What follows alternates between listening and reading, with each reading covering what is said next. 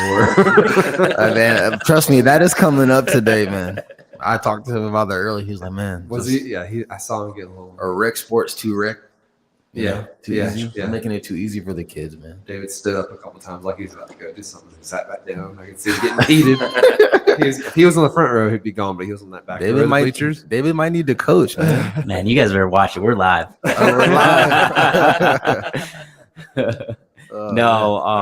Basketball this morning, man, was brutal. I mean, I told Mike, I was like, this is something that we should probably talk about, right? Like, at what point is recreational like too recreational? How watered down can we make a sport to where it's not even enjoyable anymore? Yeah. You know what I'm saying? It's like, if you try to make the sport accessible to all kids, a lot of these kids, it's the first time they've ever even played a sport. Maybe their parents aren't, into sports. Maybe they're not athletes. Maybe they don't watch basketball or soccer regularly at home. So they don't really know anything about it. So, I mean, this is brand new.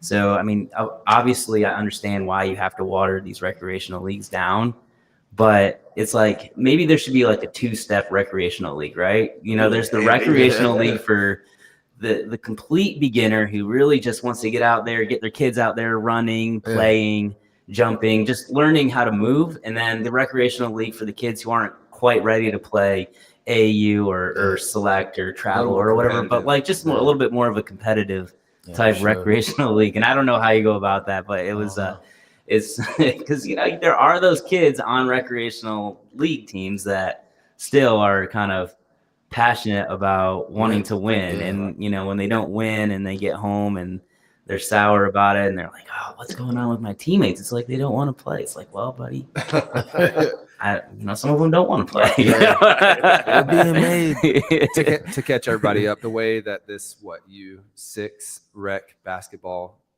the way they keep score is whoever scores, both teams get points. So look at his face. So if our team scores, then both teams get 2 points. If the other team scores, both teams get 2 points. So it's always tied. The game always ends in a tie, and you don't get much more recreational. Yeah. You're right. It really doesn't. It's but like I said, I understand having to water the game down, but it's like if you water it down too much, it's like you almost can't even call it basketball anymore. When you're forcing kids to play a zone defense, when they're 5 years old because they have to stay inside of a 3-point line in order to play defense. Like, to me, like that, we are always preaching development and developing, the sport and, the athlete. And it's like, that's like not teaching development at all. Yeah. Because it's not. You should start out man-on-man defense. You understand what defense is then, instead of just staying in your little zone and not really understanding why. Don't forget with your hands up. Hands up, looking around, saying, "Hey, mom." So, but it is what it is. Anyways, we'll talk more about that later. Guys, what's up? It's been a while. How you been, man? Kobe, how was skiing? It was great. We went up to the mountains, Maggie Valley, North Carolina, and we went skiing. And it was Wyatt McLean's first time skiing, and they had a blast. I had a blast. Awesome. Alex is a little banged up a little bit, but what happened? I want to hear this story. She just wiped out a bunch, and I think she bruised her ribs. Oh no! Like, I don't know what's going on, but she's it's been over a week now, and she's still like curling in pain and stuff. Oh man! Well, did she get back up and go again? She kept going. That's all that matters. That's all that matters. But yeah, there's this joke. So nobody can say anything. Not that we're live or anything. But right. Watch your words. She has like bruises all over her, and she's like, people are gonna think that you beat me or something. I'm like, no, it's you falling down when you're skiing. No, we had a good time. Wyatt actually took off with it, and he was, by the end of the day, he was doing like the Blue Diamond things all by himself, like Blue Diamond trails all by himself. Oh, so he was a natural. He's a natural. And McLean still needed some help. I got McLean between my legs, and his skis were inside my skis, and we were just kind of going, and I was keeping track of him, getting him down the trails. Man, why try snowboarding? No. Or next time? No, I've never even done snowboarding. Oh, really? Yeah. Okay. I can't do it. I don't know. The one board, I can't figure that out. My brain can't do it. Even skateboarding, I can't do that either. So, yeah. But Wyatt's natural. We did the ski. We called it ski school, ski camp, or something like that. It was like stuck him in there for a couple hours. They taught him what to do, how to do it, all the basics and everything. And then our time. We were I think we had 6 hours, and that was like 3 or 4 hours. So then we had a couple hours with them actually on the slopes, just us, and it was really, really cool. So they're naturals. What y'all doing? What y'all been doing? Yeah, I'm not surprised at all that Wyatt was natural. Yeah. He's good at almost everything, that kid. Tell you. Um, Did y'all do anything fun recently? No, man, I've just been chilling, man, being a dad, Yeah. going to work, and trying to stay warm. Yeah. How'd y'all fight the ice and the snow this week? I went and ran in it.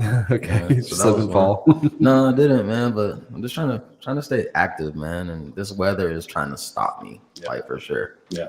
I've been putting on the boots every training session, so I can't sit. I usually have shoes on. Yeah. I just sit there and I'm cold, so now I've been putting the boots on, getting on there, getting active. That's about it. So, Yeah, Nice. Running with the team. yeah. everybody's Oh, no, like, not running with the team, but training with the team. Training with the team, Yeah, not necessarily I'm running. not doing fitness. Getting your touches in. That's Getting your it. touches in, That's yeah. it. That's it. That's Love it. it. Love it. That's it. "Oh, David, you want to introduce our guest today, man?" I do. Who is I just this? want to make sure that everything is working here for a second. For some reason, Our techie over there. on YouTube, I think everybody can hear us, but on GarageBand here, I see my waves, but I do not see any of your waves. So I'm Oh, not wow. sure why it's only picking me up. I think it was the same thing that was going on when we were over at the pavilion. Sir, Because when I listened back to it, when I listened back to it, I could hear me really, really well. And for some reason, I could not hear you guys. The listeners just want to hear you. That's what it is. yeah, But I guess I will just do the same thing that I did last time. that And came out great. Yeah. yeah, I just recorded it from YouTube. But real quick, we're gonna take a quick break, and I just want to make sure that people can hear us on YouTube. Just 1 second. I think I'm on Do Not Disturb, so usually I get it. Remember last time I got a text from Alex. So Oh, it's yeah. like, I can't can't hear you. hear you. So Yeah. I'm on Do Not Disturb this time. Yeah, I need to do that actually. Last time I got a text from Alex. So I was like, I can't hear Oh, you. nice. Okay, they can hear us. We're perfect. We're good.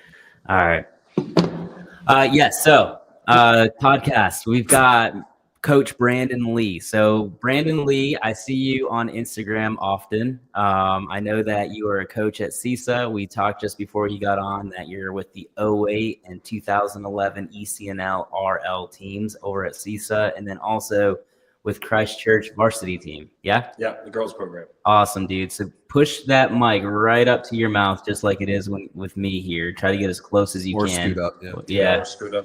that way. There we go. How's that? That's perfect. That's Yeah, perfect. sounds Yeah. better. So, anyways, thanks for coming on, dude, on a Saturday afternoon. Yeah, no problem, guys. Thanks Why for are we having here me. Saturday? Dude, why are we here Saturday? Who's Was busy somebody- tomorrow? Well, I mean, we've got the NFL playoffs or NFC Okay. and AFC championship games tomorrow. Yeah. Just Can't like miss you that. guys are watching soccer all the time, I can't miss my football. There you go. So- I feel that. I feel that. Yeah. What about the Lions? Dude, the Lions, that was like I said, I mean, it was their year up until probably about 6 weeks ago when all the injuries started hitting. And when you have 16 guys on injury reserve, Yeah. and That'll how do it. many of them are starters, especially on defense, you're only going to get so far. Yeah. So, I mean, it was a heartbreaker.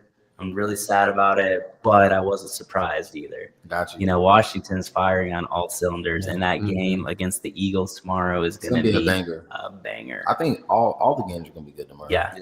See, I caught the Reds. Sorry there. Commanders in the first round. I'm Buccaneer. I was Dude, born you down can say the by- Redskins. It's fine. I didn't want to get anybody in trouble. I still refuse to Yeah. call them the Nope. Commanders. Yeah. They'll always be the Redskins to me. No, so I was born down in Tampa, so I Yeah. enjoyed my time with Tom Brady. Let's just say that. Dude, Yeah. for real. Well, I mean, you guys had a great year this year, you know, and Baker Mayfield, I mean, he's had a rejuvenation of his career down in Tampa Bay. So I always say this, man, it's for every player, whether you're playing recreational or you're playing, professional. The right fit. It's got to be the right fit with the right team, the right program.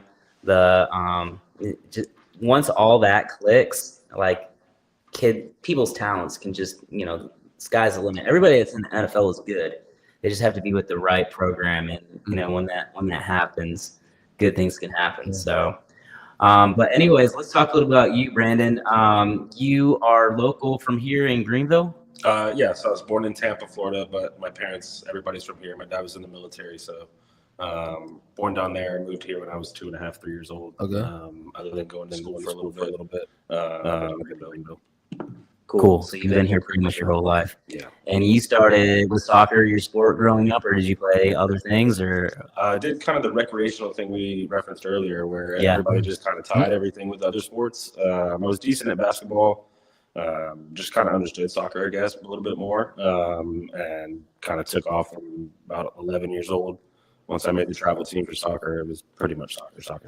Yeah, so what travel team did you get on first? Say it again. What travel team did you get on first? For soccer? Yeah. So I was at St. Giles. St. Giles, Yeah, okay. before we were the CESA. merger. Yep. So I was. I've known Pierce, the director of St. Giles, and one of our directors at CESA since I was 4 years old. So Minna was my first coach for a little bit. Oh, wow. And then I've had Parkey. I've had pretty much everybody through the program. So I played St. Giles CESA until 18. Did Riverside High School as well. Okay. So then didn't play in college. Refereed from the time I was 12 to 25, and then kind of made the decision, hey, it's time to stop getting yelled at. Let me go yell at some people. No, that's cool. That's cool. So at what point, did you transfer from recreational to playing on a travel team with St. Giles? Pretty early. We had a thing in between. I think travel starts at U12, U13, back then at least. Okay, yeah. It's a little bit different now. But we had this county team, so we got to play teams from the county, not just playing recreational home. So I started doing that at U10. Yeah. U9 to U10. That's when I started playing on the big field, 11v11, and kind of took off from there. So now, if you compare that to today, U10's not playing 11v11, right? They're playing, 9v9 at that point? Talk about that. Talk about So it's actually 7v7. Is it 7v7 Yeah, still? so I think Yeah. U9, U10 are 7v7, U11, U12, except for our top teams actually play 11v11 at U12. Okay. But for the most part, yeah. So U9, U10s are 7v7. And that's great, right? Yeah, it's Compared to more touches. I mean, I can vaguely remember playing games 11v11. I'm 9 years old, 10 years old, and I can't kick the ball 10 yards. Right. So it's about speed at that point. Yeah, I mean, it's just kind of, and I mean, you might go 15 minutes without sniffing the ball, let alone touching the ball. Right. 7v7, you can't hide. You can't, oh, hey, ooh. Yeah. No, you're found every time. You have to be active in the play. And just kind of understanding that difference. And I think it makes sense, looking at everybody else in the world. I think 7v7, 9v9, 11v11, there's a reason why we train in small sided games at training. Right. We want maximum touches and everything like that. So it makes sense. We grow. That's awesome. yeah. Yeah, I love that. So, growing up, what position did you gravitate towards? I loved playing in the middle. Center attacking mid would be my preferred position. And that's what I played throughout my CESA, St. Giles years. And then when I got to high school, I wasn't the same size as everybody else. Yeah. I wasn't the same speed. So I'm playing with seniors and juniors that are, a foot and a half taller than me. And they play in the middle. So naturally, I get into the outsides. Mm-hmm. I enjoyed that, a little bit more space, a little bit more time on the ball. But I want to be dictating everything. So in the same way I coach now with my older teams, I'm very midfield focused, very, hey, we want to play outside with the defenders, play inside, let everything happen in the middle, and then we can dictate what we want to do going forward there. So my favorite position would be the 10, center attacking, any position in the middle for me, to be honest. Awesome. So when you got to the high school ranks, it sounds like you started playing varsity when you were a freshman. Yeah. Cool. And you kept playing club while you were playing high school. Talk about that back then. So what was that like, the relationship between the club coaches and the high school coaches back then? Was there much like of a rift saying, hey, you're stealing my player? Or was it pretty much, it was a cool, smooth ride? For me specifically at Riverside, we had Brian Dender, who was a CESA coach as well. So, perfect. And it's split here. So once you get to U4 or U15, you only play in the fall. So you play your high school in the spring. There's no conflict. What we had was, and what I've noticed, I guess, is, this is my personal opinion, your club training sessions, your club atmosphere, everything at club, especially at CESA, is going to be higher intensity, more focused, more organized. And then you kind of take all these guys or girls, depending on what you're working with when you get to high school, and you become more of a manager instead of a coach. You've got this guy, Johnny Smith, that's top level, senior, and then you've got Johnny Adams that's a freshman and maybe not be, and so you have to put those together. You have to manage that as to where with your CESA teams, your club teams, everybody's kind of comparable. Everybody's the same. Hey, you're in the second team, everybody's second team level. And I think that's kind of the difference there. I didn't really see much as far as coaches. It was just kind of like, hey, this coach is not good. This coach is good. So, hey, when you go to high school, the relationships and the understanding of what's at that high school. Hey, you go to Riverside, JL Christchurch, you're going to get higher level coaching than if you're at insert whatever school you want to. Sure. So that was kind of the difference that I saw there. It was kind of like, okay, hey, we're going up against JL today. They're going to be very good talent wise. Also, they're going to be very well coached. They're going to be organized, and then, hey, you go again. I'm not going to talk bad about a school, but insert whatever school you want to that has the PE teacher as a soccer coach. I was thinking probably like St. Joe's or something. That's a bad word. I found out this is my first year with Christchurch. I don't think we use those words. I'm not sure. I found out a little bit about that rivalry. But they've won state, how many times in the last 15 years? A lot. They're a good team, but no, that's awesome, dude. So you went through, Riverside, you went through CESA, you went through all of that. You go to college, you kind of hang up the boots. Was that kind of a tough thing? Did you want to play in college, or was that something you were like, all right, I've kind of reached my peak, I'm ready to kind of move on? And how did you fall into coaching? So I was not the best student. I was not the smartest student, and I don't mean that grade-wise. I'm talking about extracurriculars, maybe not making the best decisions at sometimes. So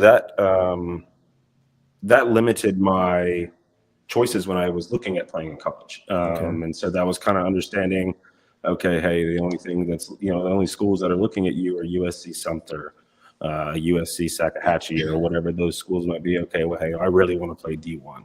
Yeah. Well, skill-wise, potentially, maybe attitude-wise, work rate-wise, as I look at it now, no chance. And that's where it kind of, that's where I think my personal experiences going through club and Riverside soccer are what put me to coaching. When I got to school, I was still refereeing on the side. I was refereeing a ton on the weekends. And it got to a point to where I was like, you know what, I'm helping kids out, hey, throw in technique and stuff. I really want to. So I moved to Savannah from Columbia. That's where I was going to school. I moved to Savannah for a year, and I started coaching down there at Savannah United. I actually was working in food and restaurants. I know how to cook. I'm like a mini chef almost. Hidden talent. Yeah, I was about to say, you can talk to my wife. Maybe she disagrees. But no, so I was working in kitchens, worked with a great group of guys and gals at Allure down in Savannah. They've actually closed, but just got in contact with Savannah United. Was kind of like, hey, what are you guys looking for to grow? And social media was one of the things they were looking for. So I did social media, website design on the side. So I was like, yeah, that's a good fit. So I worked full time for them, started coaching for them, and I just fell in love. And, a balance of the kids, seeing them grow not only as soccer players, but, hey, this kid was struggling with math. And then he's coming, hey, coach, got my report cards. That's something I do. Need to see your report cards, making sure that we're not missing schoolwork time to come to soccer. Kid had a C in math. What's going on there? I just, whatever. I don't really understand. I don't get it. No problem. Are we getting tutoring? Well, I'm just starting, so I'm going to be late to training on Tuesdays and Thursdays. Not a problem. Brings the next report card or the progress report or whatever it is, and he's got an A in math.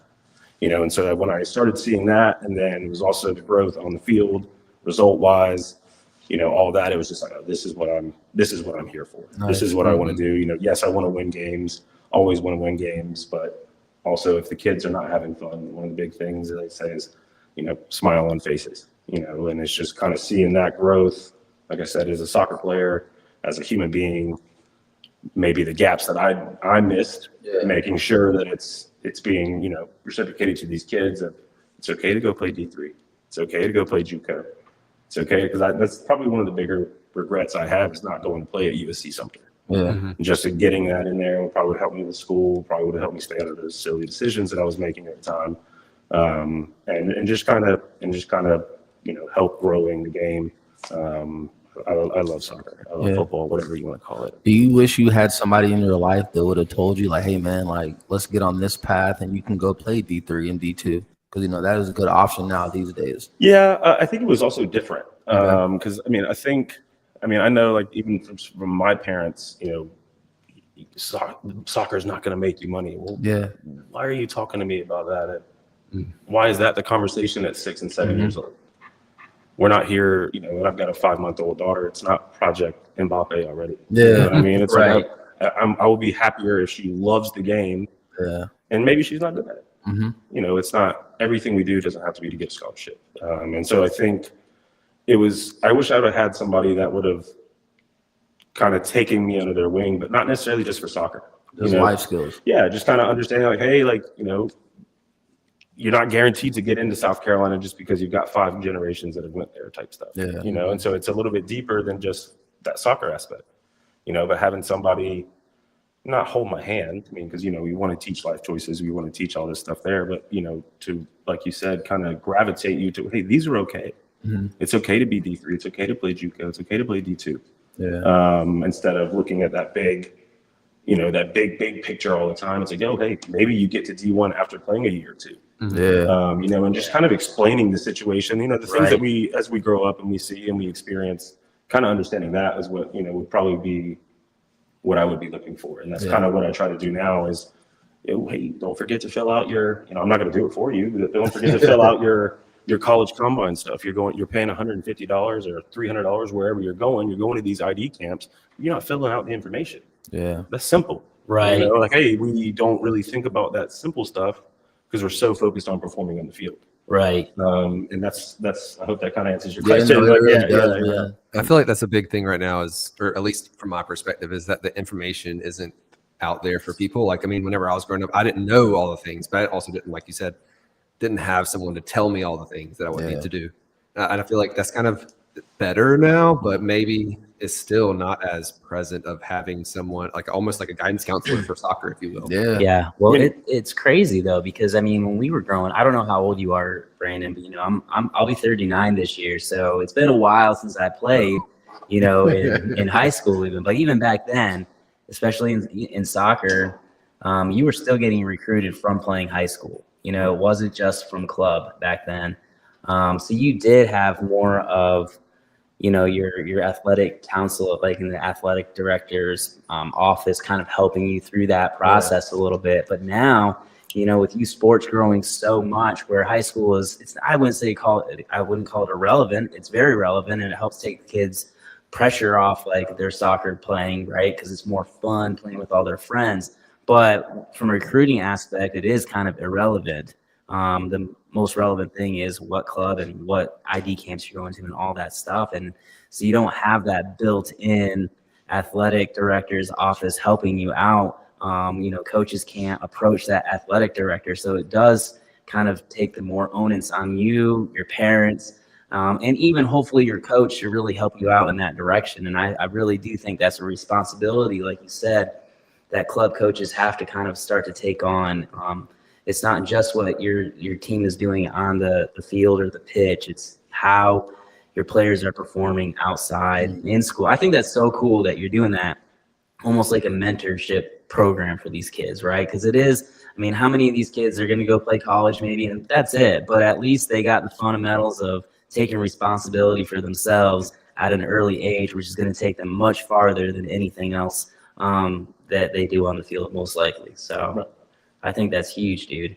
And I think it's really cool that you kind of saw the mistakes that you made in your life, and you see these kids, and it's funny because I was telling Mike and Colby, it's like you're in your 30s, but you don't feel like you're that far removed from them, right? Right. I'm 32. We'll just right, get that out there. right. It really it doesn't feel like you're that far removed from their position in life. And I had a parent talking to me the other day, and her son's a junior in high school, and she's all concerned about him getting more serious about school. And I get it, like you do need to be serious and stuff, but like he's taking the ACTs and the SATs and getting his applications together and doing all the extracurricular stuff. And I'm like, that's great that you are, helping your son, like guide him through this process. But, ultimately it's all most likely going to work out in the end because you're giving him some guidance, and eventually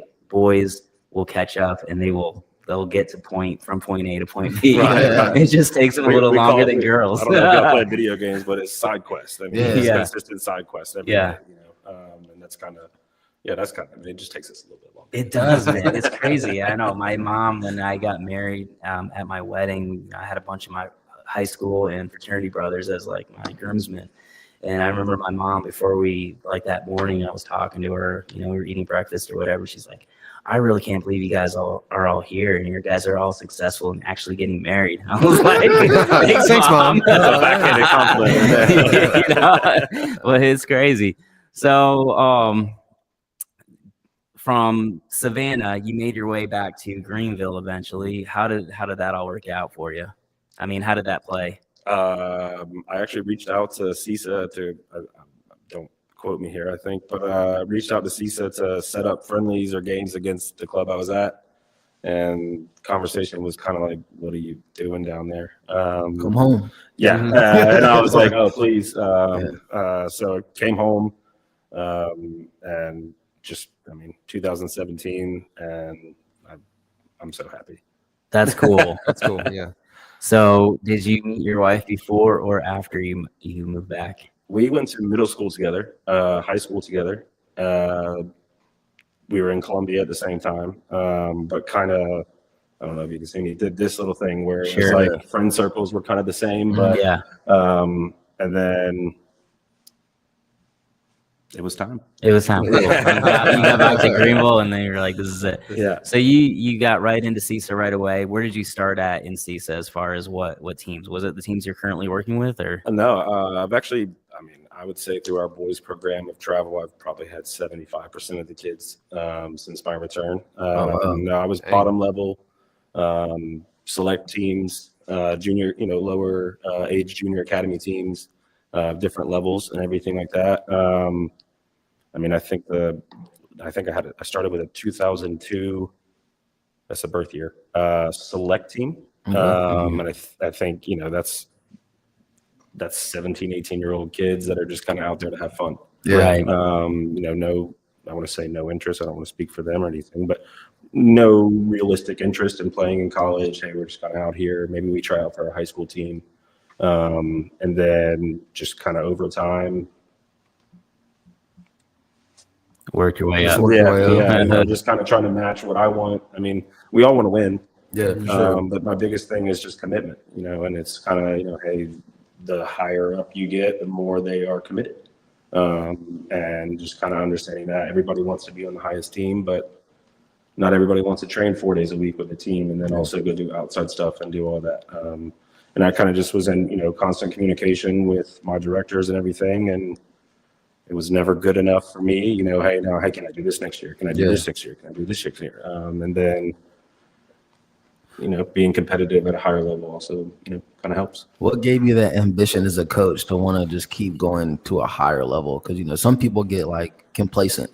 So what made you be like, I want to go and I want to do this? My wife, that'd actually be probably a good question for my wife. When we win games and we play well, but maybe there's 2 or 3 mistakes, I'm harking on those 2 or 3 mistakes. It's the search for perfection.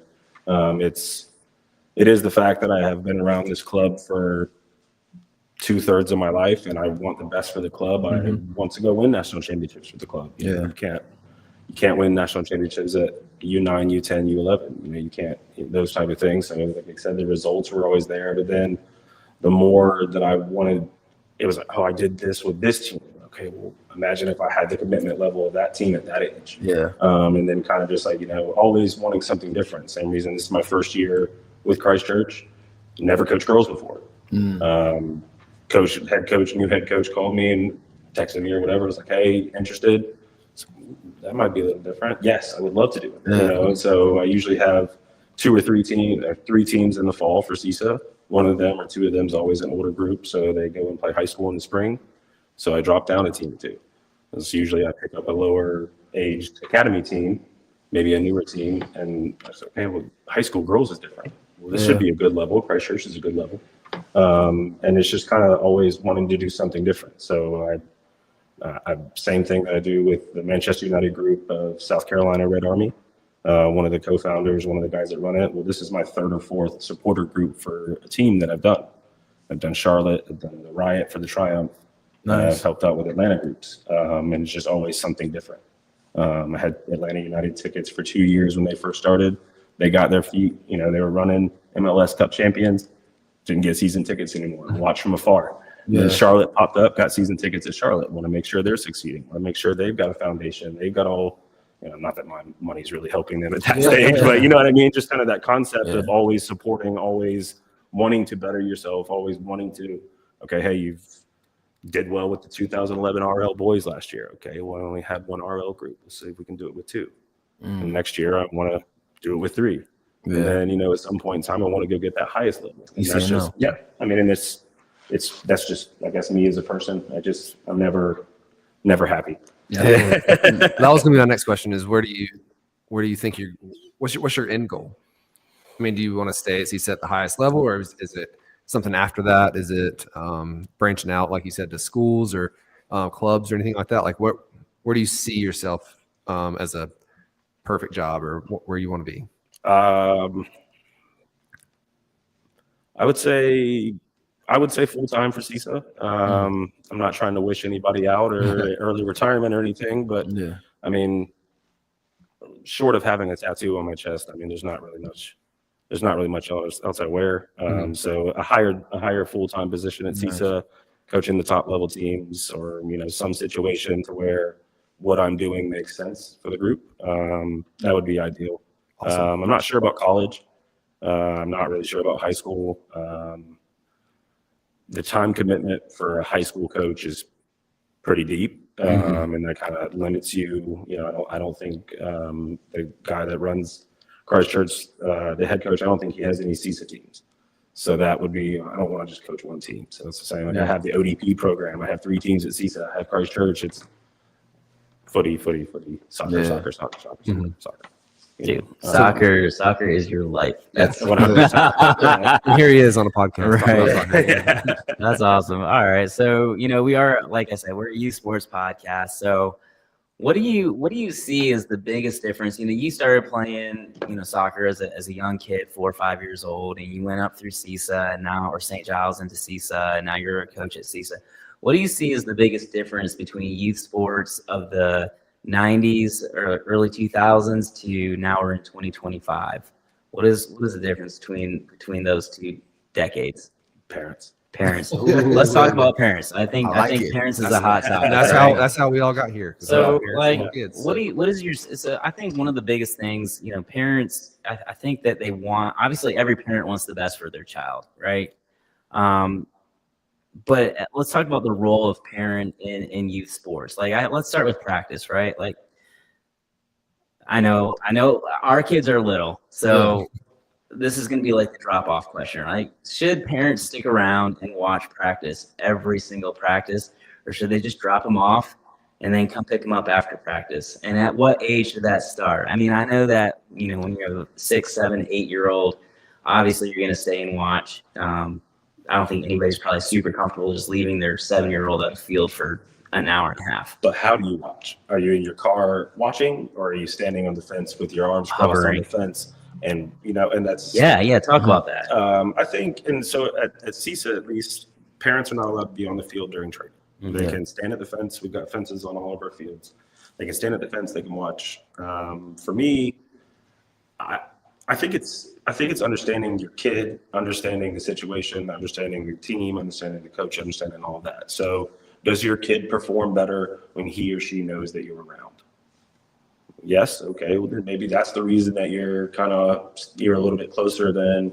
Let's go back to Johnny Smith. I like talking about him. Let's go. Johnny Smith shuts down if he makes eye contact with his parent. Okay. Well, then no, that needs to be on. But I think the beginning of the season, I see a lot more, and this especially with a newer team. When I picked up a new team I haven't had. First training session, there's 15 parents kind of watching, and they're, that's also them getting out of their car to talk to themselves. Maybe they're not, maybe they're not even watching. Yeah, right. But they're just hovering. Yeah, they're there. Then as the season goes on, maybe you have 1 or 2. Okay, well, maybe I've told the goalkeepers that we're going to be working on them specifically on Thursday. Well, Thursday, maybe Johnny Smith, who's a goalkeeper, and Johnny Adams, who's a goalkeeper, maybe their dads or moms are to the side. They want to see what that specific looks like. Well, that's okay. But the parent that's consistently standing at the corner, arms crossed, watching, well, that's a bit much, because you're taking attention away from your kids from me, because I'm okay. Well, maybe I don't recognize this parent. Who is this guy or girl? Lady that's doing, and that's, I think that for me, the ADHD in me that's coming out, that's distracting. I think if I'm looking at you and you're a parent, I can only imagine what your child's doing. Is your child acting different because you're standing there? Okay, well then we're kind of holding them back and exploring and being able to do things on their own. So I think it's I think the question was, when should that? I think it's once the parent and the player are comfortable. I think that's, I mean, at the end of the day, it doesn't really matter if I'm comfortable, as long as we know who everybody is, and it doesn't matter. But I think it's once you cross that line and maybe kids going to get water and you're having a quick conversation with them, whatever that's about, no, that's not what we're here for. Or after the game, the kid's running straight to the parent to get the feedback and then coming to us. No, that's not what we're here for. Trust, you're paying a decent amount of money. You're trusting me to coach a child, that's where I'm at. Let's do the trust. That's exactly where I'm at. That's what I've said this before on the podcast. Like, I mean, I think everybody's kind of done their research on, before they sign their kid up for tryouts. Like, obviously you want them to be on this team, and you already know who their coach is going to be. I think if your kid is trying out for an upper level team, you kind of have done your research on that coach too. So let them be the coach. Don't hover. Don't make things uncomfortable for the coaching staff.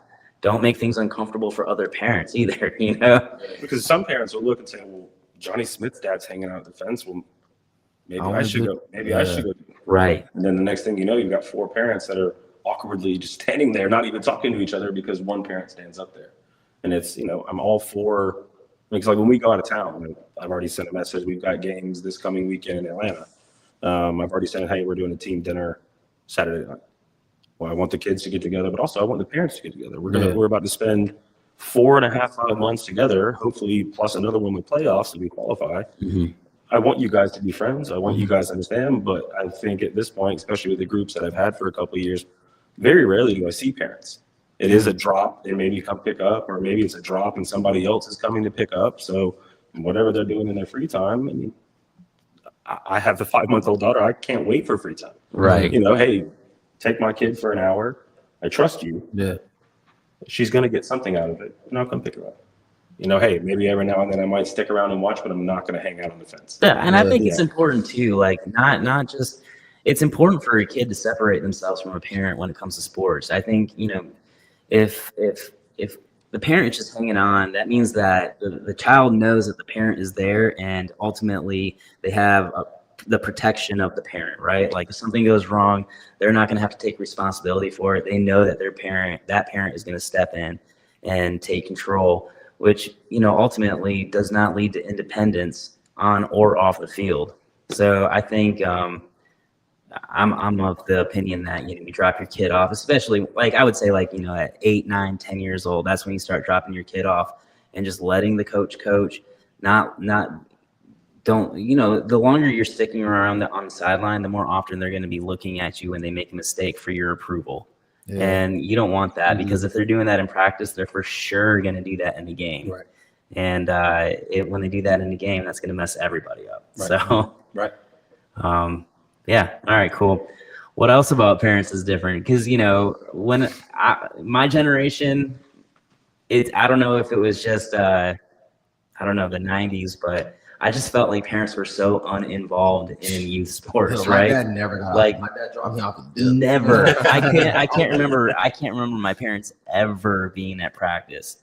And honestly, sometimes they weren't even at my games. They would drop me off. So I don't know where this big shift happened. Do you think it's because everybody's just trying to keep up with the Joneses and make sure that their kid gets to the next level, or do you think it's because everybody thinks their kid is going to go play college or pro, or what do you think it is?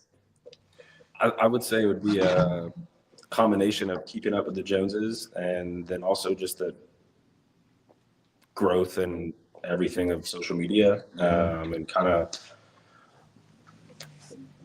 Monday, Tuesday, Wednesday, Thursday at Mesa, we're 4 days training type stuff, showing off your kid. And so like my parents, my stepmom ran one of our spring challenge tournaments for 10 years and continued to do it after I graduated and didn't play for CESA. So my parents were always involved with the club.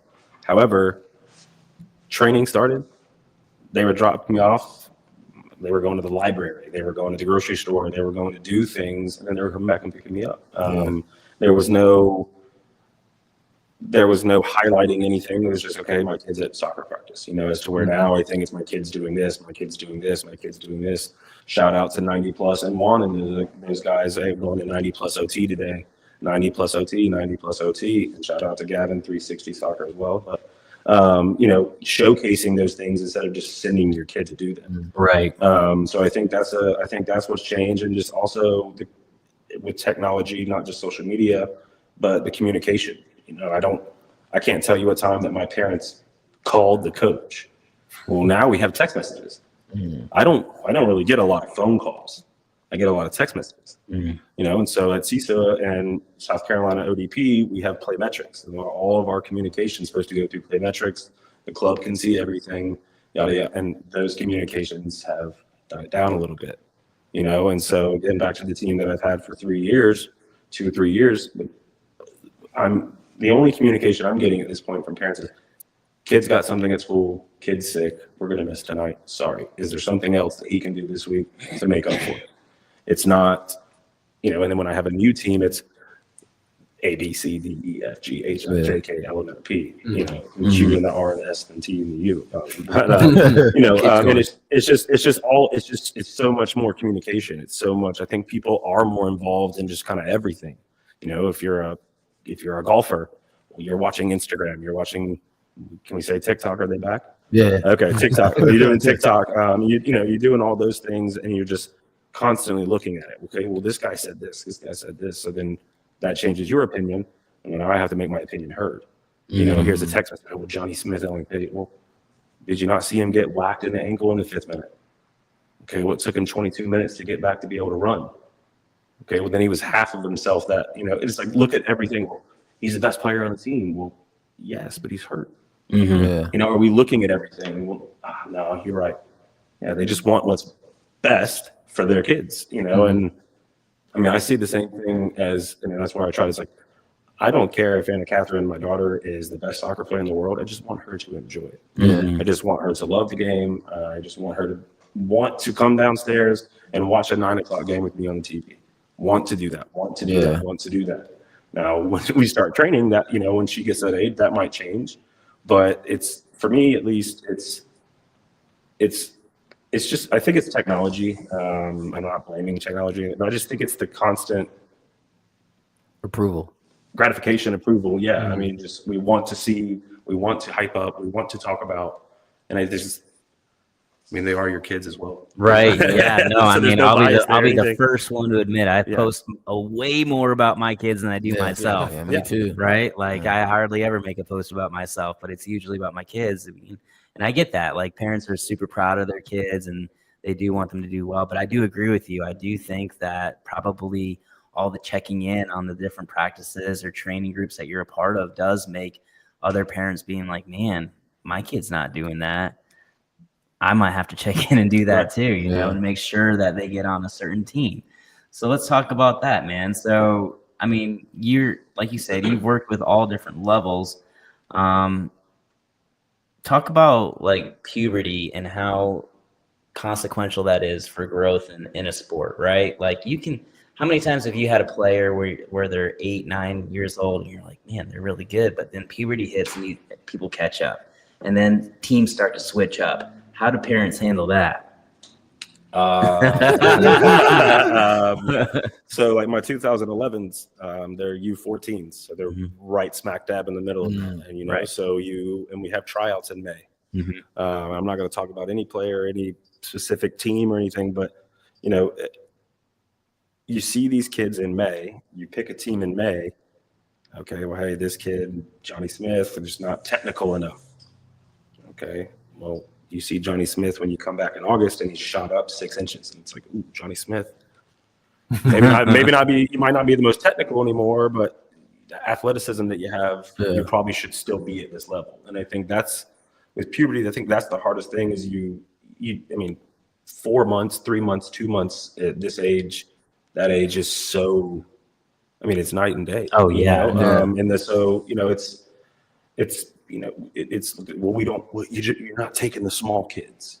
Well, that's not true. You look at my 2011s, we are by far the smallest team in the Southeast region, by far. Last year, we finished second in the league.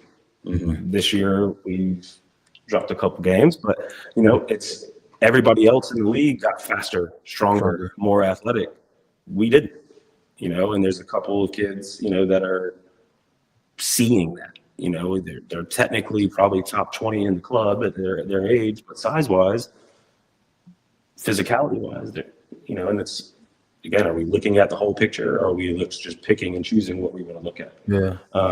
So I think that's, for puberty, I'm not really informed or had any, experience on the girls' side, so I can't really talk on that. But for the boys, I mean, it's not only just size and aggression and athleticism, but it's also mentality. Yeah. Does Johnny Smith have trouble at school? Is he coming to training focused every day? Is he developing ADHD, ADD, whatever that situation may be? And it's those things I feel like kind of,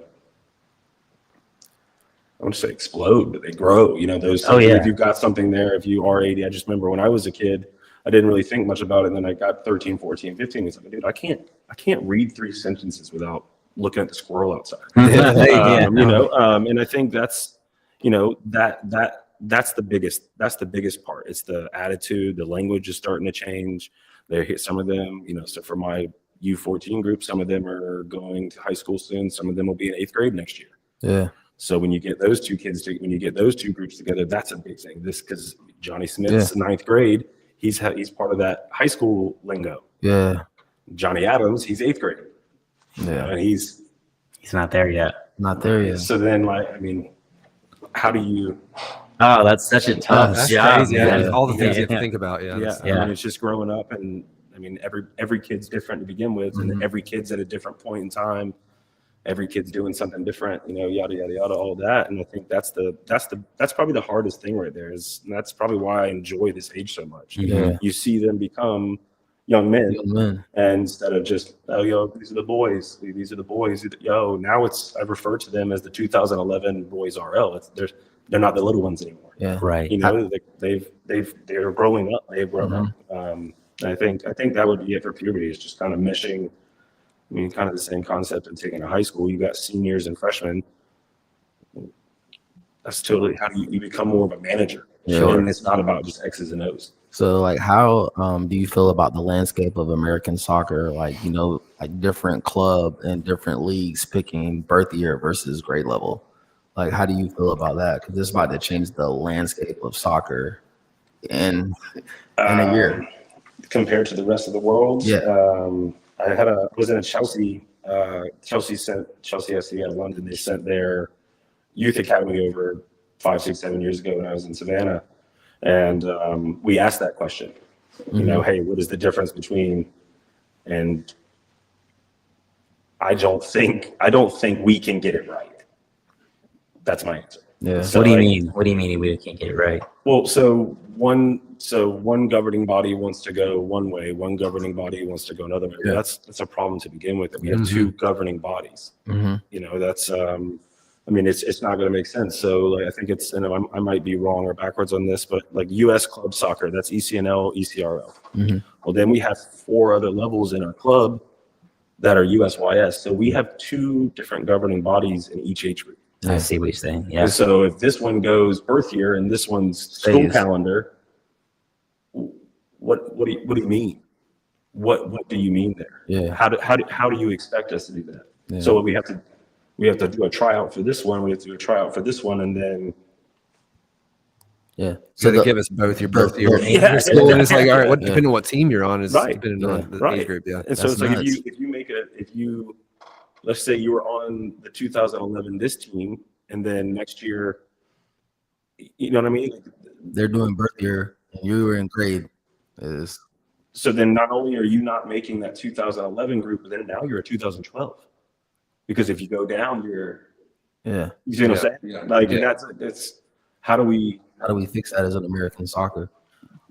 get on the same page, man? Yeah. Look at really every other country. I mean, it's like so for me, the U12 9v9 argument. A lot of coaches will say, well, hey, they should be playing 11v11. I agree. But look at what Germany's doing. Germany's almost making an exclusive 9v9, I think up to U14. Mm-hmm. Right? So that's their thought. That's their philosophy. That's their, hey, we want to get more touches. We want to put you in tighter situations to where when you're on the field and you have that extra half a second, you get to go. And so I think I think having the two governing bodies is very difficult. Yeah. And I don't know if that really having like it's gonna be the wild west soon. Yeah. And it's nuts that you like think about. Yeah. I'm just like, how are we gonna cover? Like, how are we gonna navigate this as a country? I mean, you have the MLS. Sorry, not Yeah. you have MLS. The MLS is grammatically not correct. You have MLS. Just like the Ohio State. It's not grammatically No correct. comment. No comment there. So you have MLS and then you have USL. Yeah. Well, USL is looking at implementing this relegation and promotion, which American soccer supporters have been asking for years. Yeah. MLS won't do that because their MLS buy-in fees are millions. Yeah. Mhm. Right. So you have two, again, governing bodies that you have one that's trying to become the top league. You have one that is the best league or top league. Yeah. And they're trying to grow around the world. Bro. Right. So there's two different paths. There's two different levels. Right. Because some people are going to say the USL Championship and MLS are nowhere near. Yeah. But then you get USL Championship playing against MLS sides. Beating some of them. And some of them are, so it's like, any given day, of course, but it's, again, separated. And they hate each other. Yeah. And again, don't quote me on that. I'm not sure they actually hate each other. But you know what I mean? Yeah. Like, and I think, again, it's just, we can't seem to get it right. I think everything that the coaches are doing on an individual level, I think some of our training sessions are just as good as insert whatever club you want to. But I just, as a whole, there's not enough togetherness. Yeah. I was gonna say, like, thinking of bigger, right? It's the way you're describing it. There's not like a lot of unity. There's not a one philosophy that we're all trying to fit in and grow in one way. Like you said, Germany's doing the 9v9 up to U14. That's their philosophy that they're wanting to do it. It may or may not be the right decision. It's at least a decision, Right. I guess. Yeah. Rather than like having two heads and like just trying to figure out On what one to body. do and then arguing with each other and then nobody wins. Right. Or you can't be the top because they're trying to compete with each other almost rather than coming together to be the best. Right. So that's It's probably the reason like why we don't do good. Like, I'm not saying we don't do good as a nation in the World Cup, but like we can't do our best because the best players aren't getting through because we're not together. Like, we don't how have many a kids? common focus. Yeah, how many kids Right. are falling through the cracks because they don't have the money? Like, it's all about the money. Like, if you take the money out, like America could do better. I feel like. Yeah, but then it's also like, if you take the money out, like who's paying me? Yeah, you're right. I mean, like in a situation like myself where this is all I do. Yeah, I don't do anything else anymore. yeah, I just have 6 teams at all times. yeah, Okay, well, if I'm not getting paid for those 6 teams, I can't coach those 6 teams. you're right. So it's like, and everybody, it's free over in Europe. It's free over in Europe. Well, no, Yeah, only if you get to a certain level. level. Right? And if you're playing neighborhood ball, like that's glorified rec. Yeah, pain. But you have a way to get to the next level, and you get sponsors, and that whole, that's where it's different. Yeah, It's not just, I don't even, I'm just going to make up I was going to pick up a UK town, but the neighborhood A in the UK, they want to start a team. Well, they're volunteering coaches. They're not just, you don't just get your license and you just start getting paid from, you have to do all that. So for CESA is a nonprofit. They have sponsors, and you go out to Mesa and Moonwood and you see the banners. Well, it's the same thing that's happening over there. Yeah. But you don't have that level, at the youth level. You don't have that level unless it's a top level club. Yeah. And that's a MLS next. That's a, somebody that's got Big Daddy up top with buckets. the money. Yeah.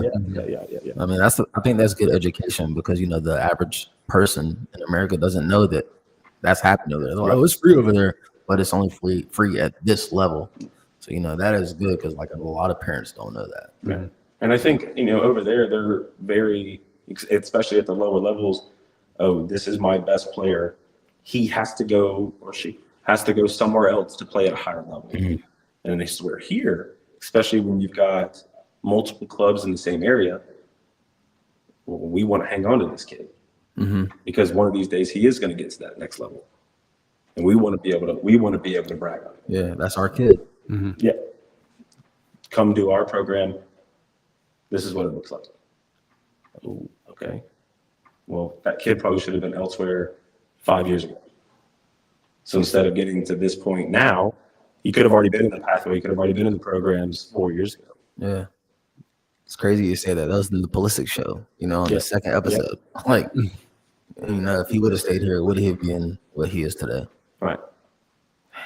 That show was great, by the way. If you Yeah, I have, watched if you are a soccer fan or a soccer parent, watch that. It's on Paramount Plus. There's only 2 episodes out so far, but it's really well done. Yeah, I got And emotional that second It does. episode. Dude. It does Like, shed Oh, some I haven't seen light. the second one. Don't say anything. I'm not- It's good. It's really good. It's man. really good, and it sheds light on the sacrifice it does take to really get somewhere in soccer if you're an American. And it's a really hard path if you're an American. Going on a tangent real quick. I told you guys that we're going to need to get Paramount Plus to be able to watch this. Yeah, Alex already had it, I guess. Didn't tell him. So now I get to go watch it. I thought I had to go watch it tonight. All right, And make sure the boys watch it with you because they're gonna love it. Yeah. But I told you, I was like, we don't have that. We got to figure this out. And Yeah. she already had it. Of course she did. All right, so moving back to American soccer, you're coaching ECNL-RL. So you're traveling quite a bit for soccer, and with RL it's regional, correct? So you're mostly just traveling in the Southeast, is that correct? Where are you seeing the most soccer talent coming out of in the Southeast? So we spend a lot of time in Atlanta. Mhm.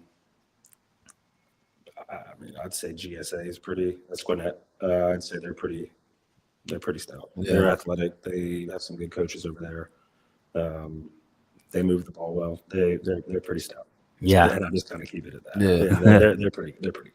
that's cool. But Atlanta's a hotbed. So like my regional league is Surf down in Charleston, South Carolina United, Columbia, CESA. Those are the only 3 South Carolina teams. Then from Atlanta area, there's Gwinnett, GSA, NASA. NASA's solid. So we get to get Atlanta. UFA, AFU, and then 2 Concord teams. Concord Platinum is also pretty solid. So my 2008s actually went down to a national showcase in Orlando. And this is outside of the Southeast, but Texas is always, Oh, yeah. they're always solid. And they do it the right way. There's a way you can kick the ball, outrun everybody, or you can use your athleticism, can move the ball as well. And that's kind of what I was, referencing with GSA. I think they find a good balance of teaching the kids how to play the right way, while also, hey, here's a moment where you can just outrun this kid. You can go body to body with this kid, and he has no chance. Right. So I'd say Atlanta, Florida's, pretty solid. Charleston is actually doing well, and then I'd say the best is obviously Greenville. There you go. I was going to ask, where do Wait you see Greenville? As a whole, CESA is a top 25 club in the country, especially on the boys' side. So, that's with Texas, California, and New York, all the big clubs and everything like that. So, we've all got our athletes and our players. I just think it's a lot more. It's freely obtainable in Atlanta because you do have. Hey, I didn't make this top level team, but I can go here and play the same level. Yeah. So that experience, that exposure, and all that, I just think, we had the CESA Combine, college combine on MLK Day. I think 12 kids from Atlanta GSA came, and I thought some of those kids were some of the best kids out there. It's just consistently, it doesn't matter the level. I'm doing a lot of advertising for GSA right now, but I think Atlanta does a really good job. I think they're a little bit more friendly with each other than maybe some of the other bigger areas. I'd say Atlanta's pretty good. Yeah. Cool. So, what else you guys want to talk about? I thought you were about to say something. No. I'm waiting on you, Colby. No, I had a comment about the parent thing a while back ago, but I was going to just say one thing that I thought about parents from way back when to now is I think that there's a lot more knowledge, soccer knowledge now. And that's why the parents sit on the line, No, dude, I'm talking about sports across the board. Like you never saw, I never at my basketball practices, at my soccer practices, at my baseball practice, I never had parents sitting on the sideline. I don't think it has anything to do with knowledge. I just think that we have. I think it's a generational I think thing what you too. said. I think that's what it is. I think it's a generational thing too. Like the way I parent is way different than the way my parents parented. Maybe it's that we as children, we all wanted our parents on the sideline. So now it's like, hey, my parents weren't there for me at that specific time. I'm going to make sure I'm there for my kids at that specific time. Maybe. That's a joke. Yeah, I don't think so. Yeah, okay, good joke. I think, I think I just think, like I said before, when it comes to the sidelines, I think that, practice is for practice, for your coach and for the players. Be there for your kid all you want during a game. Cheer as loud as you want. Obviously cheers for everybody on the team, not just your kid. I mean, I think that's important. I think that's something to highlight. I think if you want to cheer, make sure you're cheering for every single kid on that team, from the person who doesn't play the least to the person who plays the most or whoever scores the most goals. Like, everybody on the team is important. That's why it's a team sport. So make sure you're doing that. But I do think, like, when it comes to practices for players and coaches, games are for fans. And I mean, you can be your kid's biggest fans at the game. Do you prefer to have, I'm trying to think of the best way to put this, passionate parents or quiet parents at a game? Like, I feel like we're passionate and we yell a lot, and we sometimes coach from the sideline. And like, I know, but like me, our kids are like 7, so you might not coach from that. But I don't know. Like, I'm curious, like that. Or would you rather just sit there and not say a word the whole time? I think it depends. Depends on the competition. If it's a big game, especially so like last weekend, my O8s played the Charleston team, Surf, and we were sitting in 5th. They were in 3rd. Top 4 teams go to playoffs. This was their last game. Well, my parents were a little quiet. We won. We made playoffs, but in that situation, I'm probably sending a message out on Playmetrics and saying, Pump them up. But again, it's having the conversations in the preseason meeting once a month, setting out those boundaries of, hey, if you guys want to scream and yell, I'm all for it. Just make sure you're saying the right things. Like you said, in FIFA, I call it, we're not playing FIFA. You're not telling your kids when to press, I'm a PlayStation guy, X, circle, square, triangle, L1, R1. It's, come on, Johnny Smith. Let's go, Johnny Smith. Let's go, Johnny Adams. Like we were talking about the different, playing Johnny Adams doesn't ever play. When he gets on, he makes a good pass, we need to celebrate that. Right. When Johnny Smith is the top leading goal scorer in the region and he misses, we need to hype him up again. It's okay, Johnny Smith, you got this. We'll get you next time. You're leading the league in goals. You're doing this. So I think my answer would be kind of, again, being aware of the situation. When we're up 6-0, because that's happened plenty of times, and we score the 7th goal, parents probably don't need you going jumping up and down. Okay, is it Johnny Adams' first goal ever? I might let you go there. And just kind of, again, understanding the situation. Hey, sorry for that, coach. This is first goal ever. All right. It's a real easy. I know what you're gonna ask. I just got a question. So, like, when we do we stop at 6 goals, and then we have to like pass around. But then that kid that has that opportunity that hasn't scored all year, like, do you feel like we're taking away from the joy for him for that game because we can't score any more goals? But like, we did all the right things, boom, boom, pass, and beat the press, and he has his golden chance, but then he has to turn around because he can't score it. So at CESA, we do have that 6. We have the 6, and we've we're talked to about managing the game. Okay, well, I can tell you 15 minutes in, 10 minutes in, are we going to be pressing that 6 goals? Like, are we going? Is it looking like we're going to win 6-0? Yeah. Okay. Well, at that point in time, we're going to naturally play 3. So we're up 3-0. Maybe it's halftime. The 4th goal, I'll probably let you go. Then 5 and 6, it's time for Johnny Adams to go get his goal. Got you. And so it's not, you're not waiting until you're up 6-0 to put Johnny Adams up top, to put that player for that moment. So like when we played, and I won't mention the team that we played last year, but we had 1 or 2 games left, and I looked at the kids before the game. I was like, who has not scored this season? We had 3 kids. I bet we beat this team 6-0 last time. Go out first 25 minutes, put them away, and then now we've got 4 goals. Right, we're up 2-0 at halftime. They haven't sniffed the box. They're not going to. Now we got 4 goals to get these 3 players goals. All 3 of them scored that game, and we had 1 goal from somebody else that was really cool. I don't remember exactly what happened, but that's how you manage that, you know. And for me, at least, and it's. But I mean, I would say one thing, you know, with this, I understand, you know, what the thought is, but then, you know, some people are going to turn around and say, okay, well, what's more embarrassing, losing 6-0 and not touching the ball for 30 minutes, or losing 15-0 and you play a real game for. Well, yeah, because that happened last year. yeah, I mean, we've experienced that quite a bit. Like, you know, we'll get up 6-0 and we'll be passing the ball around, and it's obvious to everybody. And, you know, when we're up 6-0, the other team, the parents catch on right away that obviously we're not trying to score. Then the players on the other team start to realize it, and then they just kind of give up. Like, they're not even trying to score anymore. Right.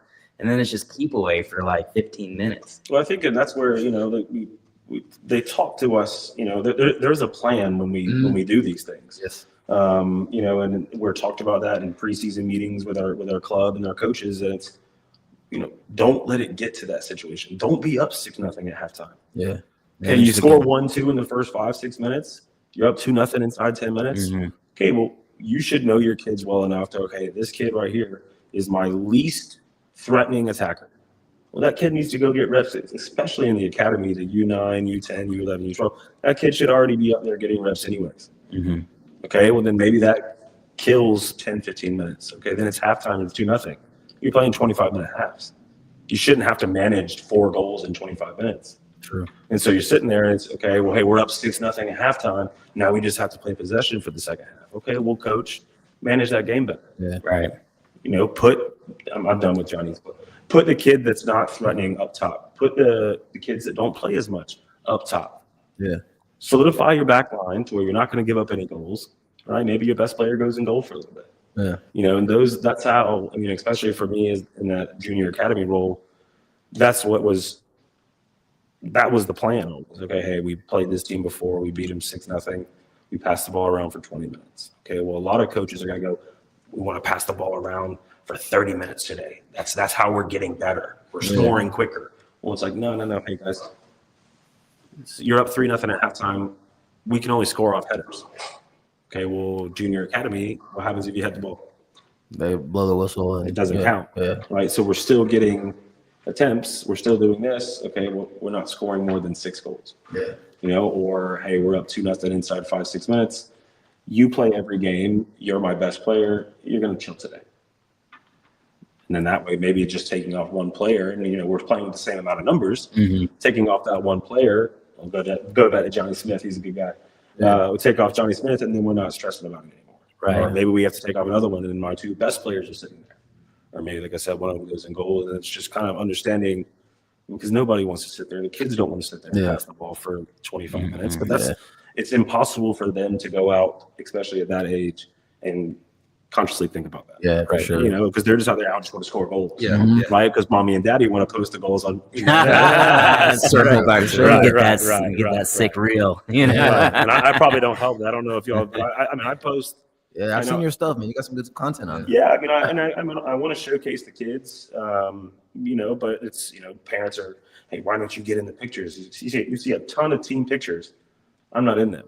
It's not about me. Mm-hmm. Yeah. You know, it's if we win a tournament and the kids ask me to get in, sure. Yeah. If the kids ask me to, but a lot of times they understand, like, no, dude, y'all take pictures of your group. Yeah. You know, I don't 10 years from now when you're ribbing this, I don't want to be the focal point of the conversation. That's dope. You know, you want to give me a shout out, hey, that Coach Brandon was pretty, you know, hey, he was pretty good. I liked him a lot, cool, but I don't, you know, and it's I don't know. I don't really see that everywhere. You as a coach, do you feel like the numbers are too big on teams, or would you like it to be smaller? Like, or what's the happy medium there, you know, for you to get the best out of the kids? So I think that depends on level, Gotcha. age. So for high school, shout out to Mullen High School. I think they had like over 20 something kids on their varsity team last year. Wow. That's a lot of kids. But then for training, I think they got to do a lot of 11v11 scrimmages. You know, whether that's a true 1 versus 2, or you're mixing them and you're getting to play with different. Okay, well then again, if you have a plan, then I don't think it really matters. Now, if you're playing 7v7 and you've got 13 kids, well, that doesn't make any sense. Yeah.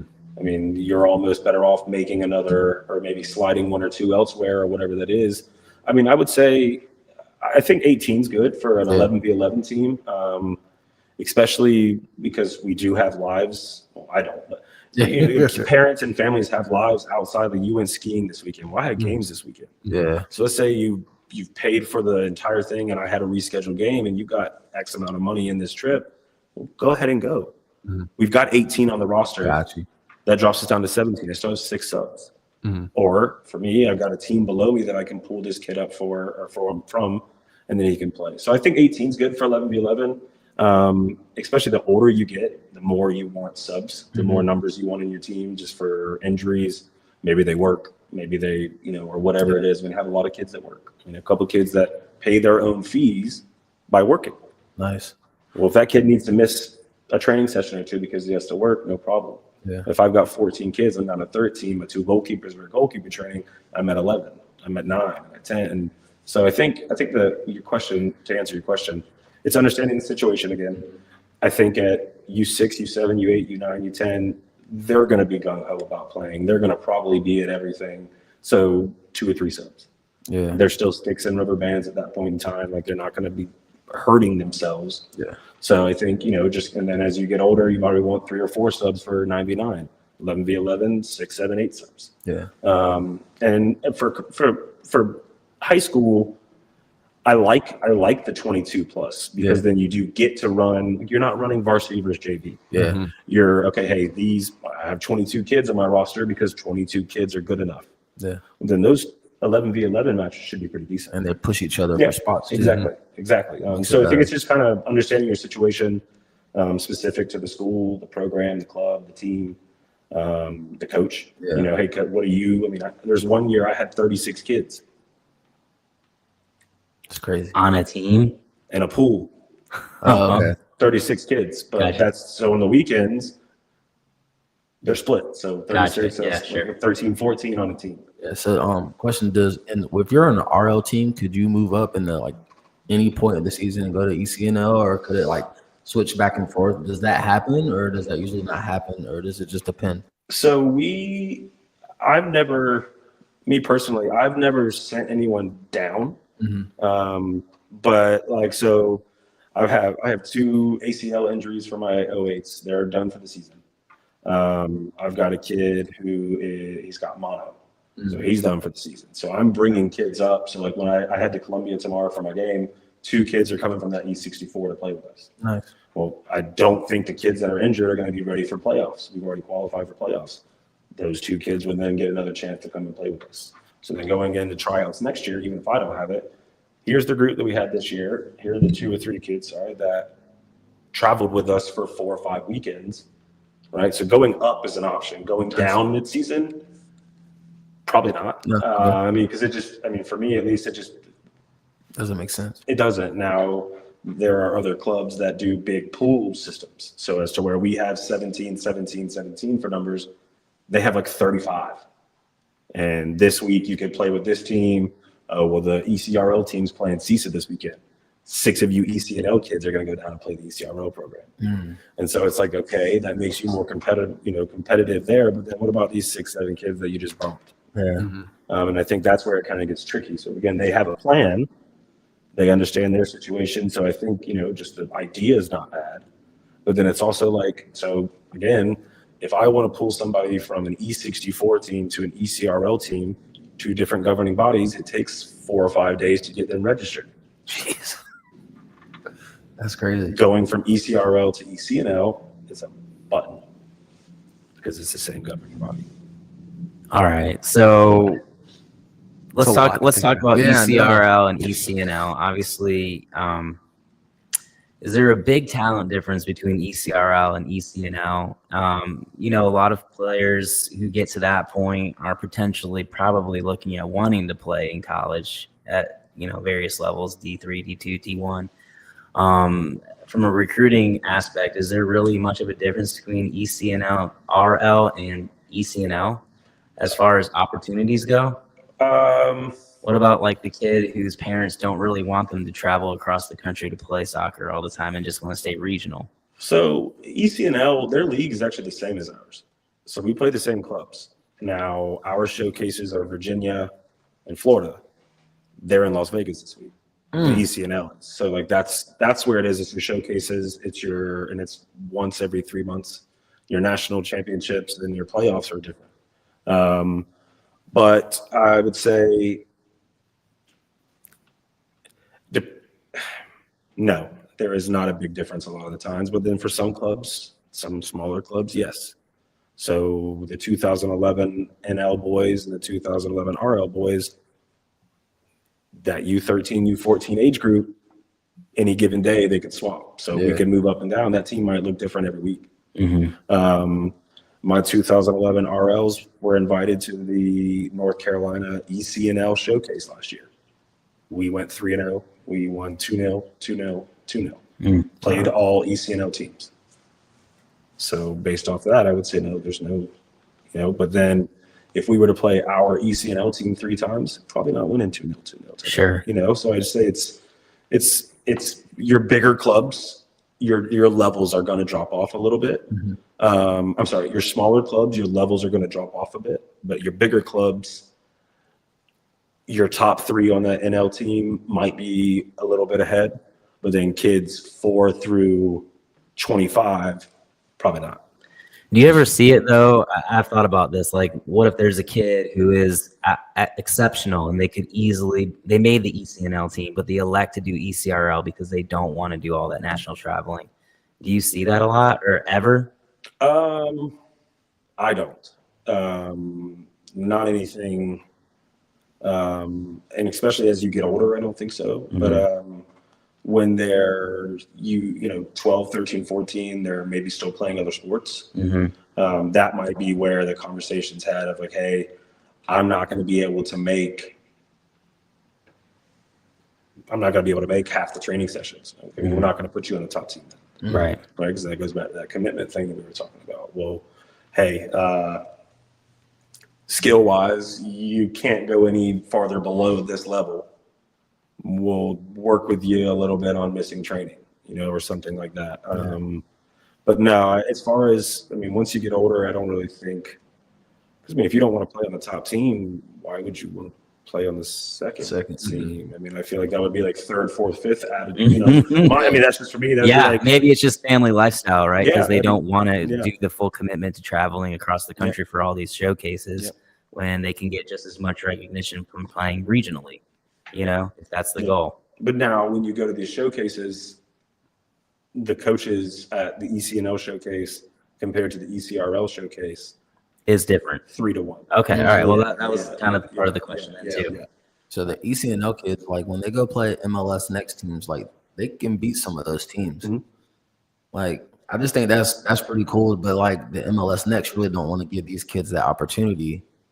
Why do they do? It's not. I don't think it's really. Again, it goes to the governing bodies. I don't think it's the clubs or anything like that. I just think, MLS Next is trying to be the top pathway, just like ECNL is trying to be the top pathway. So like when they butt heads, like if we have a couple of kids from our 2010s that are at Charlotte. Well, I'm not sure at this point in time if they're in the Charlotte FC Academy, which is not MLS Next. Or are you playing for Crown Legacy, which is still under Charlotte FC, but they are MLS Next. Again, different governing bodies, and it's which kids are doing. Would you rather play for the Charlotte FC Academy or would you rather play for the MLS Next? Well, U13, U14, U15, probably MLS Next. Yeah. Because you're going to be looked at more. You're going to be seen on the MLS Next platform. Well, once you get 16, 17, 18, you want to be in the academy. You want to be in the academy, because it's free. Well, they're both free, right? I'm not sure about MLS Okay. Next. I have no idea. But that's just crazy. Like you want to be in MLS Next, but then you want to go to the academy when you get older. Yeah. Because of the pathway to the first team. Mhm.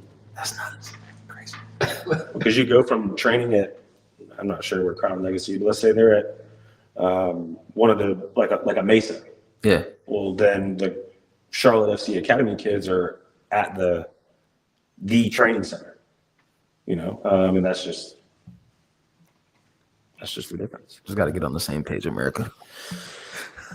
Governing bodies. Yeah. Governing bodies. Yeah. It's educational for sure. Yeah. It's a lot to think about. I don't know. My mind's just kind of going everywhere right now. I'm just thinking about all the different, Well, setting up kids for success, but also just like like so much information, Like, I'm thinking about my kids, but I'm sure you're thinking about all of your kids that you coach, like thinking about helping them, kind of going back to the guidance counselor, mentor type thing. You want to be able to help them. And that's different for each age. Mm-hmm. So that's crazy to think about all that information and knowing it and being able to be a resource. We try. I'm gonna call you. I commend We you. try. We try. We yeah. try. I mean, I think I've said this. The biggest thing is to enjoy where you're at right now with your kid. Yeah. Make sure that they actually love the game and they continue to love it and it doesn't become a job. Oh yeah. And then when the next step comes, approach it then. But until that next step actually happens, just appreciate where your kid is playing right now and have fun watching them. Yeah. I think that's the healthiest viewpoint from a parent standpoint. One of my favorite pictures is, I think it's Suarez and Messi, and they're sitting on the sideline watching their kids play at Barcelona. And I don't think Messi has shoes on. He's got his little mate, feet crossed, shoes off, smile on his face. And there's no telling what the kids out there doing, but you can just and once I saw that, I don't know, 10 years ago, it's just like, well, that's what you want. That's what I want, not you. I don't want to tell, but that's what you should want to do. Sure. It's you're paying money. You trust. If you don't trust the coach, regardless of what level, if you don't trust the coach, then why are you paying for it? Right. Yeah. I agree. If you're going in your mind, if you're going to pay for something, you should trust the service. And For sure. If you don't trust the service, don't pay for it. Don't do it. Right. Don't use it. Right. I think that kind of goes back to the parents hovering and all that. I think the more they see, and some of them might just want to, okay, this is what it looks like. Cool. I'm good with it. Thank you. Appreciate you. Here's the check every month. Oh, I'm not liking what I'm seeing. Or my kid said this. My kid said that the coach doesn't like me, or my kid said the coach doesn't like, or whatever. And then maybe that's why, and there's just kind of understanding, like I've said, everything, understanding the situation, understanding what's around, understanding what's going on in your personal life as well as everybody else, and then getting on the same page with the governing bodies. Nice. I love it. I think that's great. I mean, I think this was a great episode full of lots of advice. Let's do a quick round of rapid fire questions, and then we can get the heck out of here Saturday. Mike, you want to go first? Top 5 Man United players all time. In order? Yeah, in your order. I have a dog named Beckham. Okay. So we'll go Bex. We'll put him in there. This is not going to be in there, by the way. That's fine. That's fine. Beckham. George Best. He's a little bit older. He's passed away. Rooney. I had a dog named Rooney. Okay. United's all-time leading goal scorer. I don't think he was the top 5 player for United, but Ronaldo played for United, so he's got to be in there. Yeah, for sure. And then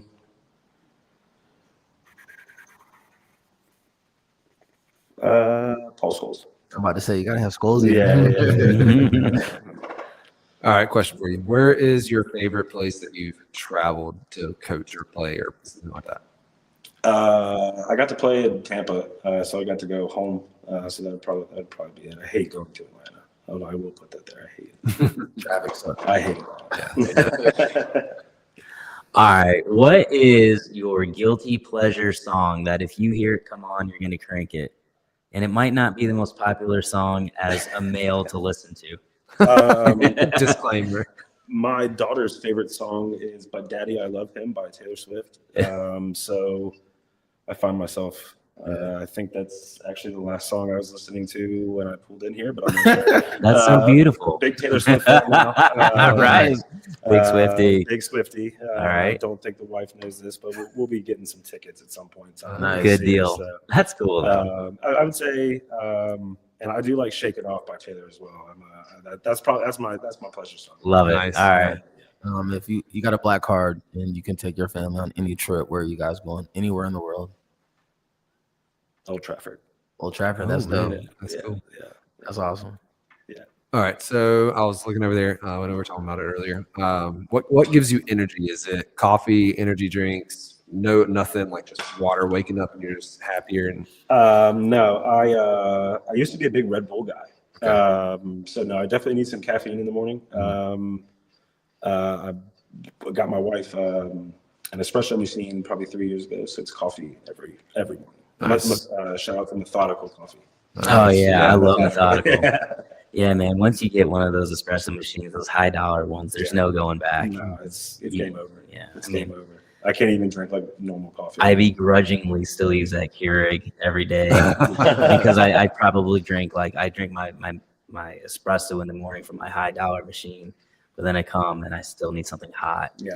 So I like begrudgingly every day.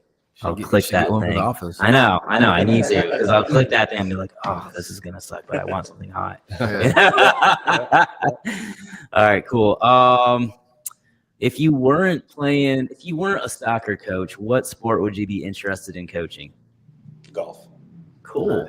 Yeah. Do you play a lot of golf? I love golf. Yes. Oh, sweet, Yeah. awesome. All right. I love golf. What's one piece of advice you give a parent about their kid in new sports? I think we already said it. Enjoy it. You know, make fun of them in the right way when they're not doing something right. Celebrate. And I hope that's okay to say make fun of them. But, Yeah, no, I think sure. that's You know, healthy, right? Make fun of them. You know, when they're going through tough times, understand what they're looking for. Are they looking for you to tell them they're the best player in the world and the coach is wrong, or is it a good, teaching moment? Hey, really wasn't your best game there, Johnny Smith. Just be honest and just kind of understanding the situation. Keyword there is new sport, so it's a new activity for them. It's a new adventure, and just don't stress. Enjoy it. Nice. Yeah. What's your favorite session to have with your team? Like doing a team session on like any type of practice? I'm big possession. So one of my big things is, especially at the younger ages, we do a lot of technical stuff. We want you to be comfortable on the ball, 1v1 situations. We want you to be confident in taking players on, but use your skills to get out of trouble. Don't use your skill set to get you into trouble. So big possession guy, pass the ball, move, find open space, couple passes in a tight area, find the big open space, new space. I love possession. And then I like to end with finishing. I send the kids out on a high. One of the kids scores a banger, and that's all they're talking about for the next 24 hours until you see him again. Oh, you remember that goal that Johnny Smith scored last night? Yeah, that thing was sick. It rattled the triangle, or skinny, or whatever they're doing these days. But I'd say, and this comes from David Minahan. He's always said, make sure that you're ending training with something fun. Sure. So I think that's, it's like when you play golf and you're 14 over, 15 over, maybe higher, I don't know. But then you get to the last hole and you birdie. Well, that's what brings you back to the finish line. Yes. So it's the same thing. Hey, we're going to do passing. Well, last 15, 20 minutes. Here's finishing. Here's some bangers. Go celebrate. I can't stand when a team scores. And hey, if it's 4-0, sure. But first goal of the game and we just hug at center circle. No. Corner flags. Go celebrate. Go enjoy. And so That dopamine. it's hard to score. I mean, Yeah. it's hard to score. It's the hardest thing to do in sports. And whether that's basketball or anything, scoring is hard. Celebrate. Yeah. Celebrate. Perfect. Cool.